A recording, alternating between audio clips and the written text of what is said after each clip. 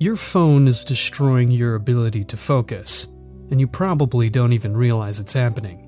I spent 3 weeks tracking every single time I picked up my phone, and the number is 127 times per day. That's once every 5 minutes I was awake. And here's the kicker. I thought I had it under control. But the real problem isn't just how often we check our phones. It's what's happening to our brains every single time we do.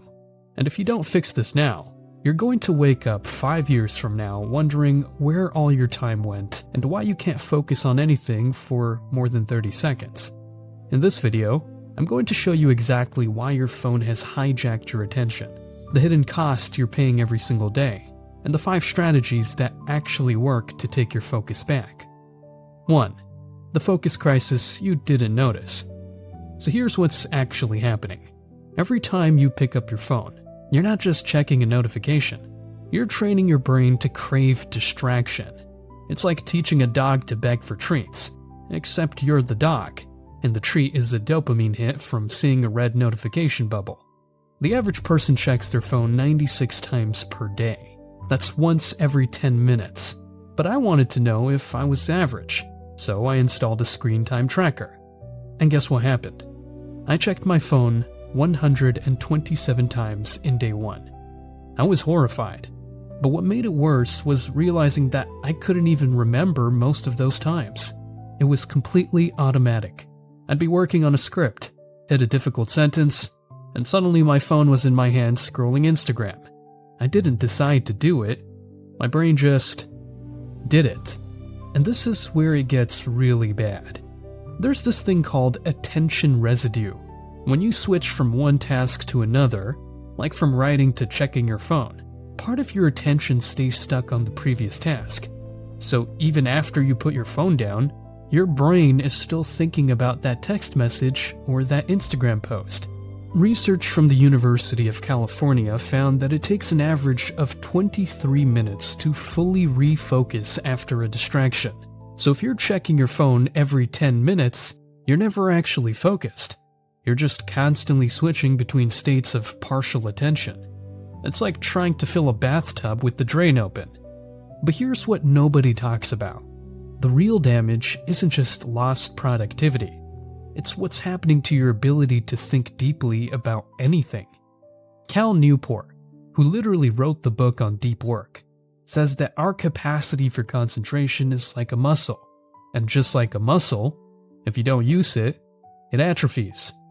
Every time you give in to the urge to check your phone, you're making that muscle weaker. I started noticing this in my own life. I'd sit down to read a book, something I used to love, and after 2 pages, I'd feel this overwhelming urge to check my phone. Not because anything important was happening, just because my brain had been trained to expect constant stimulation. It was like my attention span had been replaced with the attention span of a goldfish on Red Bull. 2. Designed to keep you hooked. So why is this so hard to fix?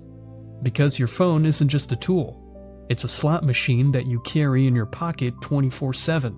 Tech companies have spent billions of dollars figuring out how to make their apps as addictive as possible. They hire psychologists, neuroscientists, and behavioral economists whose entire job is to keep you scrolling. Tristan Harris, a former Google design ethicist, calls this the race to the bottom of the brainstem. These companies are competing to exploit your psychological vulnerabilities better than their competitors. And they're really, really good at it. Every app uses something called variable rewards. It's the same psychological principle that makes slot machines so addictive. You don't know if the next poll will give you something good, so you keep polling. When you open Instagram, you don't know if you'll see something interesting or boring. That uncertainty creates a dopamine spike in your brain, and that spike is what keeps you coming back. But here's the thing that really pisses me off. We blame ourselves for this. We think, I just need more willpower. I need to be more disciplined. But you're not fighting against your own weakness. You're fighting against a multi-billion-dollar industry that has weaponized psychology against you. It's like trying to win a fist fight against a tank and then feeling bad about yourself when you lose. I remember sitting in a coffee shop last year, watching a dad scroll through his phone while his kid tried to show him a drawing. The kid kept saying, "Dad, look! Dad, look!" And the dad just kept scrolling, occasionally mumbling without looking up. And I thought, what a thoughtless person. Then I realized that I would do the same things to my kids if I keep using my phone the wrong way. That was my wake-up call. I didn't want to be that person. I didn't want to look back on my life and realize I'd spent thousands of hours staring at a screen instead of being present for the people I love. 3. The price you're paying in silence. Let's talk about what you're actually losing. If you spend 3 hours a day on your phone, which is below the average, by the way, that's 1,095 hours per year. That's 45 full days. That's a month and a half of your life gone. But it's not just about time. It's about what you could have done with that time. You could have learned a new language. You could have written a book. You could have gotten really good at playing guitar or painting or literally anything that actually matters to you. Instead, you watch strangers dance on TikTok. And I'm not saying this to shame you. I'm saying this because I've been there. I've wasted entire evenings scrolling through content I don't even remember the next day. But the cost goes deeper than just lost time. Your phone is stealing your ability to be bored. And boredom is actually really important. It's when you're bored that your brain makes connections, processes information, and comes up with creative ideas. All those shower thoughts you have happen because the shower is one of the few places where you're not staring at a screen. When you eliminate boredom from your life, you eliminate the space where creativity happens. You become a consumption machine instead of a creation machine. 4. The reset that restores your control. Alright, let's talk about what actually works. I've tried every phone hack, app blocker, and digital detox strategy out there. Most of them are garbage, but I found 5 strategies that actually make a difference. Strategy number 1. Make your phone boring. The first thing I did was turn my phone grayscale. No colors, no visual stimulation. Just shades of gray. This sounds stupid, but it works. Instagram is a lot less appealing when it looks like a newspaper from 1952. Tech companies spend millions on color psychology to make their apps visually irresistible. When you remove color, you remove a huge part of that appeal. I kept my phone in grayscale for 2 months, and my screen time dropped by 40%. Not because I had more willpower, just because scrolling through a gray Instagram feed is boring as hell. Strategy number 2. Delete social media apps. This is the nuclear option, but it's also the most effective. I deleted Instagram, Twitter, and TikTok from my phone. If I want to check them, I have to log in through a web browser, which is just annoying enough that I usually don't bother. The first week was rough.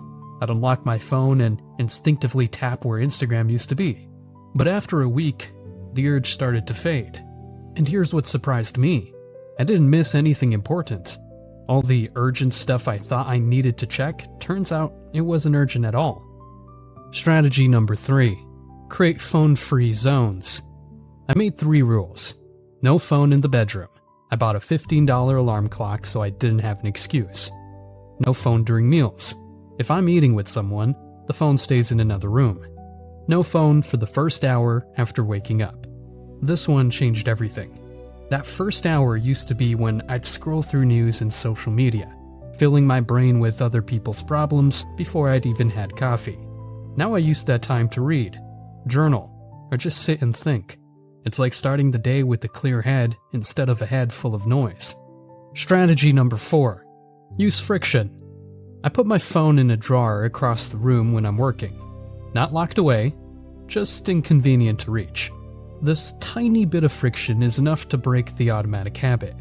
When I feel the urge to check my phone, I have to actually get up and walk across the room. And in that moment of walking, I usually realize I don't actually need to check it. It's like putting a speed bump between you and your bad habit. Strategy number 5. Replace the habit. This is the most important one. You can't just remove a habit. You have to replace it with something else. When I feel the urge to check my phone, I do one of three things. Take 3 deep breaths, look out the window for 30 seconds, or write down whatever I'm thinking about. These sound simple, but they work because they give my brain something to do instead of reaching for my phone. The urge to check your phone isn't really about the phone. It's about avoiding discomfort. You're bored, or anxious, or stuck on a problem, and your brain wants an escape. When you replace the phone habit with something else, even something as simple as breathing, you're teaching your brain a new way to handle discomfort. 5. When everything started to shift. So what happened after I implemented all of this? My screen time dropped from 4 hours per day to about 90 minutes. That's 2.5 hours back in my day, every single day. But the bigger change was internal. I can focus again. I can sit down and write for 2 hours straight without feeling the urge to check my phone every 5 minutes. I can read a book without my mind wandering. I can have a conversation without thinking about what's happening on Instagram. It's like someone turned the volume down on the constant noise in my head. And here's the weird part. I'm not missing out on anything. All the stuff I thought was so important to keep up with wasn't. It was just noise disguised as information. The people who matter know how to reach me. Everything else can wait. Look, I'm not saying you need to throw your phone in the ocean and move to a cabin in the woods. Your phone is a tool. And like any tool, it can be used well or used poorly. Right now, most of us are letting the tool use us instead of the other way around. But it doesn't have to be that way. You can take your focus back. You can reclaim those hours. You can be present for the people you love and the work that matters to you. It just takes a decision to stop letting a piece of glass and metal control your attention and your life. So here's my challenge to you. Pick one strategy from this video and try it for 1 week. Just 1 week. See what happens. If you found this helpful, I'd really appreciate it if you hit the like button. It helps more people find this video. And if you want more content like this, subscribe to the channel. Thanks for watching, and I'll see you in the next one.